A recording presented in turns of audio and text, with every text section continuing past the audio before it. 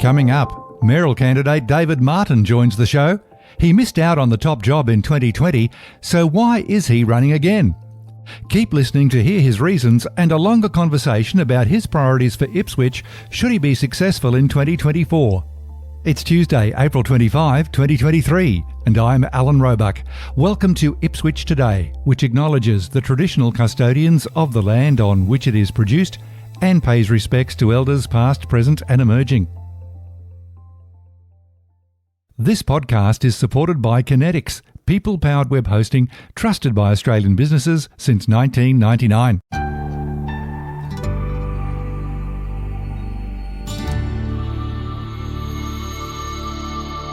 April 25 is ANZAC Day, a day each year when the last post is played for those who have made the ultimate sacrifice. It means they have done their duty and are now at rest.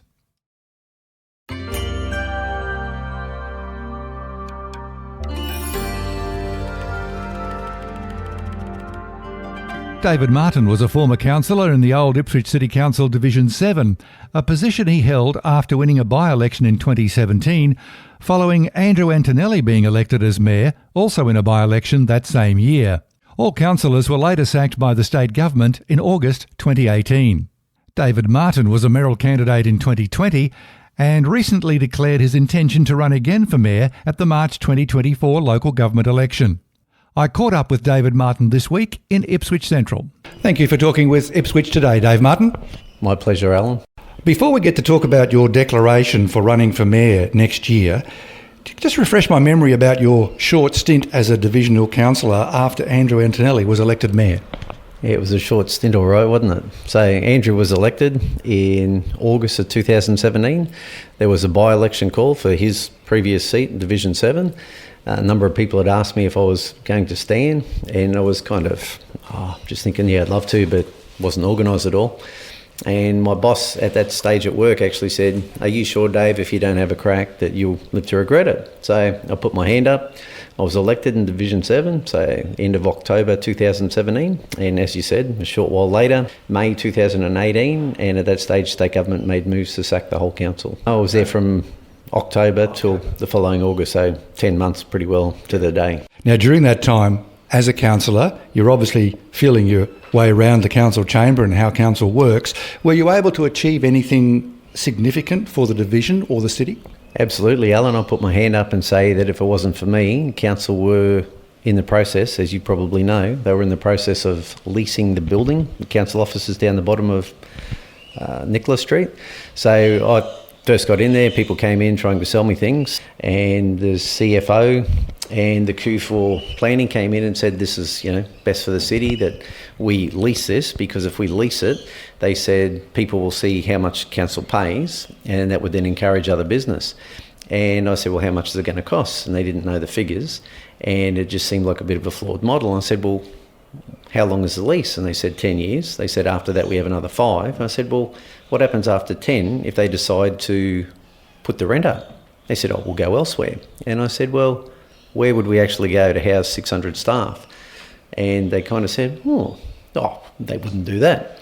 So from that, we got independent auditors in. I went and saw Gary Keller, who was the acting CEO. I also saw Wayne Wendt, who's an accountant, deputy mayor, and spoke with Andrew and said, look, doesn't stack up to me. I own my house. Said, you guys own your house, or in the process of buying your house. Why would we sell what we already have and have a burden for council forever? So they got independent auditors in, and well, funnily enough, or sadly enough, it was going to be cheaper. It was just over $6 million a year to lease the property, but to purchase it and to actually own it outright was just under $6 million. So in actual fact, it saved money, went to a council vote, and the rest is history. So now we actually own our building, or we're in the process of owning it. So if it wasn't for me, I dare say, hand on heart, we'd be leasing that building down the bottom of the mall. Well, it's funny you should raise that. I had that as one of my questions further into our chat. And I don't think it's common knowledge that under the Pasali administration, the building was going to be leased and not owned by council. So that change of regime and your input, council now owns the building, which makes a lot of sense, and the public space. Now, the commercial property that surrounds that, if you're successful in becoming mayor, what do you want to see happen to that commercial property, including Murphy's Hotel? Sadly, Alan, the current council's done some things that I just don't think should happen. I don't believe council should be property developers. I think it's an absolute waste of money what they're doing, I really do. They were caught carrying the can on that. But what would you do if you become mayor? They weren't caught carrying the can at all, quite the contrary. They had the opportunity to sell off where they're now refurbing cinemas at a great cost, allegedly $15 million. They could have sold that off to a developer to actually put in high-rise living, which I believe we need in our CBD if it's going to survive. Murphy's Pub also, they inherited that, absolutely, from council. However, they have overspent, and that should have been, again, sold off. I don't believe council should own a commercial pub. They should have sold that off to a developer, much like James Long. He bought the old TAFE College, as you know. He developed Pump Yard. He put his own money in. He did that. He did his figures. He did that by himself. I don't believe council should be putting ratepayer money into buildings, and then both of those are going to be leased out to multinational companies, and I just think that's wrong. People have speculated about Riverlink coming in and taking business off the CBD, and people are saying, oh, well, they're getting their own back now, having cinemas there. But sadly, Limelight aren't doing that well as a set of cinemas only a couple hundred metres away. So to put another set of cinemas on the block, it's not like you're going to attract any extra people. You're just going to dilute the small number of people that go to movies. Sadly, since COVID, movies across the country, I dare say the world, have taken a bit of a hit. So many people now have streaming services. Movies go straight to Netflix, Disney Channel, Prime. People just don't go to movies anymore. So sadly, it's a flawed model. So what would I do? I'd be trying to do what I could to increase high-rise living in our city. As you know, the only building we have there at the moment is Aspire.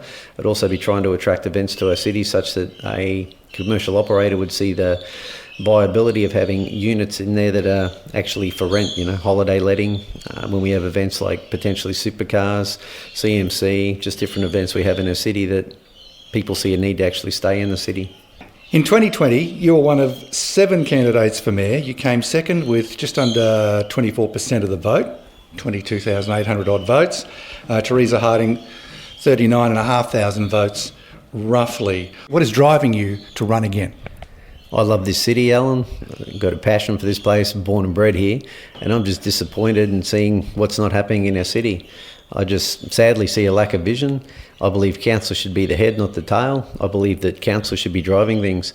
As you well know, in 2032, South East Queensland is hosting the Olympic Games. I'm going to start calling it the South East Queensland, except Ipswich, Olympic Games. We're not getting a brass razoo. We haven't even got a game of table tennis scheduled in our city. We just missed out big time. So nothing at Springfield Central there? Zero. There was speculation they were going to have the pentathlon, and the pentathlon is looking very much like it will not go ahead. The state government announced last week that the local government election will actually come forward 2 weeks to March 16, 2024. Do you think you've announced your intentions too soon? No, I don't believe so. I think, potentially I'd like to think that coming out early, potentially it would make a smaller field. As you probably know, incumbency counts for a lot in local council. So the more people that put their hand up, the harder it would be to, topple the mayor. So I'd like to see a change. I'd like to see, as I said, some vision for our city. The NRL have also announced that by 2032 there will be 20 NRL teams. At the moment there are 17. We had a pretty disappointing bid that was trumped by Redcliffe. Redcliffe are going gangbusters in the NRL, but by 2032, so only 9 years away, there'll be 3 potential new teams. If we don't get a gong in there, we're not going to get a look in at all. And again, council should be out driving that. Council should be, shouting from the pulpit, shouting from the rooftops.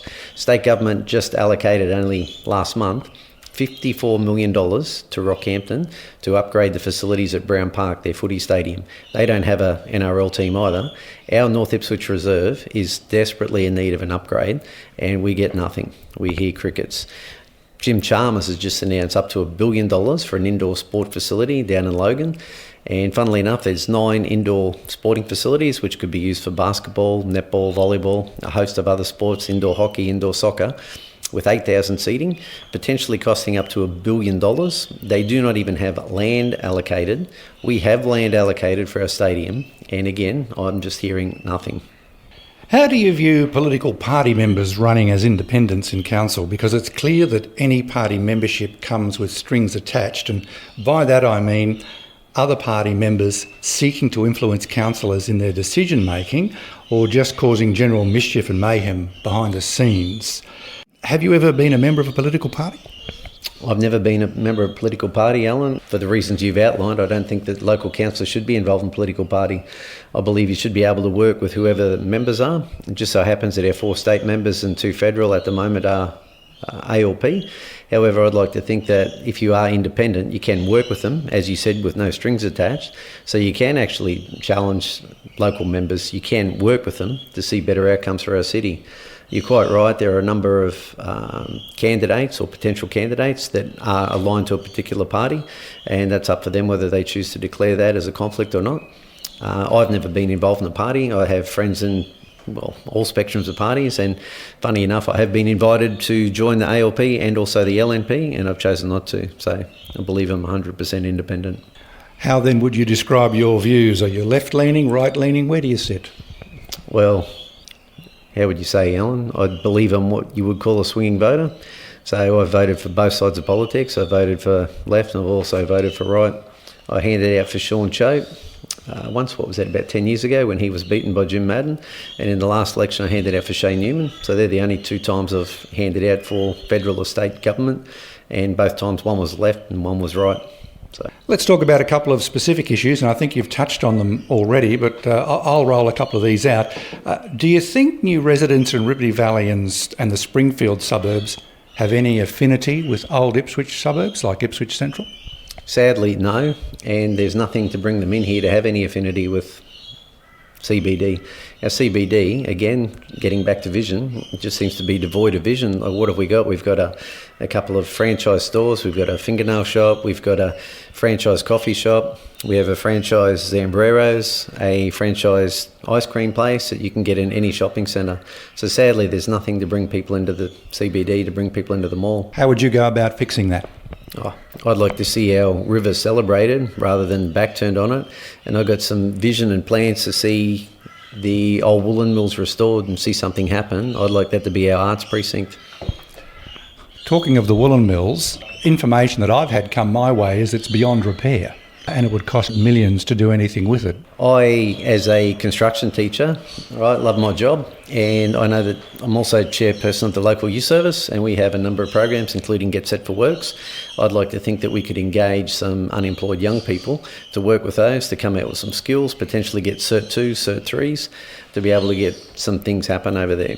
So my understanding is there's a lot of asbestos, so that would potentially cost money. However, there are grants available to get that sort of thing sorted. The proposed Ipswich Central to Springfield Central rail line, it's been talked about now for a long time. How important is it and how soon should it happen? Well, it's very important, Al. So it's important for connectivity. At the moment, Springfield's seen as a destination. If the line continued through to Ipswich, then that would mean that, you could get off anywhere. I'd like to see events again at our stadium. Like if we do get an NRL team, if we do have events over at the woolen mills, if we have things like that, concerts, we have the Ipswich Showgrounds, people would be able to catch a train there. I was the one that actually started the Ipswich to Springfield, because when Greg Chamello was there, he called it the Springfield-Ipswich line. I said, my big concern is it'll go from Springfield to Ripley and we'll stop. I said, we need to have it starting in Ipswich. So he changed the diatribe to Ipswich to Springfield as well. Lack of major investment by the state and federal governments. You highlighted, we used the term crickets just a little while ago. There's a couple of projects that have also been on the back burner for a long time, specifically the Cunningham Highway at Amberley, another bridge across the Bremer River at Norman Street. Are they the 2 priorities you see, or are there other priorities? In terms of infrastructure, yeah, very much so. Also the interchange out there at Tivoli, at Carolee, it's also a nightmare and a debacle, and that's been happening for a number of years. So in terms of infrastructure, those highways certainly need upgrades. I'd also like to see the Cunningham Highway upgraded all the way out to Willowbank. I'd love to see that facility. Funny enough, I was talking to Tony Quinn the other day, who's a new owner out of Queensland Raceways. He wants to bring supercars back. So again, what a bonus thing for our city. I'd be bending over backwards to help Tony Quinn to see what he could do to facilitate that to happen again. And I believe that should be a 4-lane road out there, Champion Way. That should be like the premier, I'd love to see it, the premier racing district in our nation. And I just think a couple of dollars there certainly wouldn't go astray, and state and federal government need to chip in some money to get that highway upgraded. If you're successful next March, can you name your top priorities in the first 100 days? First 100 days, well, I'd have to get abreast with everything. So I'd obviously be trying to get up to speed. As you know, it's a little bit hard on the sidelines to know exactly what's happening, what projects are being engaged and whatnot. However, I have said to our federal and state members, what I'd like to see is council sit down with our federal and state colleagues at least every couple of months. Me or us as a councillors and myself, coming up with a plan with what we'd like to see, going to state and federal government and asking, well, what do we need to do to be able to enhance your ability to get that to happen for us? For example, business case, business plans we need for the Norman Street Bridge, whatever it is, whatever it takes, and Ipswich City Council is going to do all it can, so we lay things in their lap so that we cannot get the diatribe that, oh, well, you don't have a business case, you haven't got a business plan, that everything's ready to go. And even in terms of shovel-ready projects, like you know that from different times, state or federal government will have money that's available for shovel-ready projects, and council seems to lag on that as well. So I'd love to see our river sorted out. I've already spoken to Shane Newman about the PFAS. There's another sign just being erected down the bottom of Marsden Parade, which I find pretty disappointing by virtue of the fact that if that was Rio Tinto, BHP, they were putting pollutants into the river, they'd have a massive fine. They'd have millions of dollar lawsuit to tidy that up. Because it's state and federal government, it seems that they just have washed their hands of it and put up a sign to say, hey, don't swim here, don't eat the fish. Well, guess what, Alan? That's not good enough. Moreton Bay Regional Council wants to change its name to Moreton Bay City Council for a very good reason that they've put forward, and that is the boffins in Canberra picture it as being a long way away and not that important from the Brisbane city.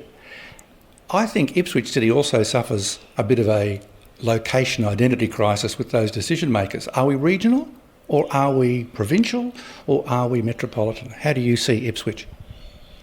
You're quite right on that, Alan. Like, Ipswich is a city that's so often been almost, I dare say in some ways that's possibly part of the problem of our city. We were I'm not sure if you know, but we were supposed to be the capital of Queensland, and we almost got there.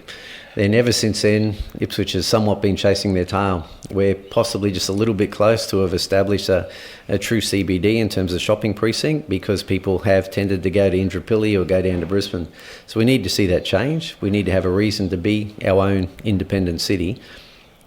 We just need, like I said, Alan, we need to have reasons to bring people into the city. Like, I love this place, like sitting out here. I love looking at St Mary's Church. I look out at the railway workshops. My dad worked there. 3,500 people once worked there. And it breaks my heart in so many ways to see so much industry has left this city, and people are reliant on welfare instead of relying on jobs and industry like they used to.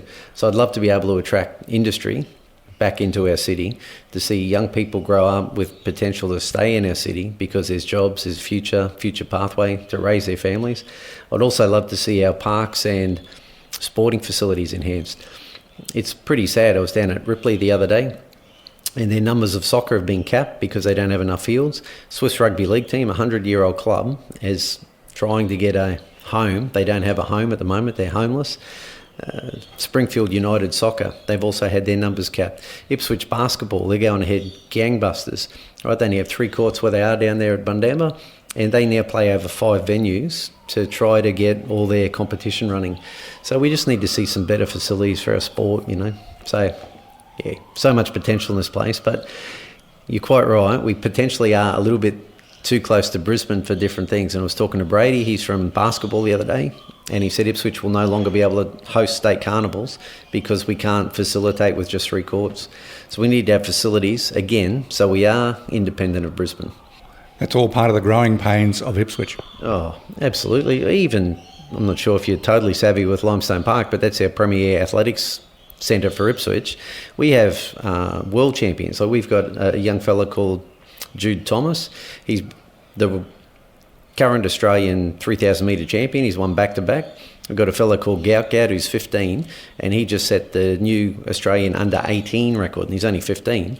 And they train on grass. And as Vic Pascoe, long-time stalwart of Ipswich District Athletics, he said that we possess the only cross-country 400 metre track in the country because of the undulating nature of it. We don't have a tartan track in our city. So we need to see some things change, Alan. Dave Martin, thanks for taking the time to speak with Ipswich Today. Oh, absolute pleasure, Alan. Thanks so much for your time.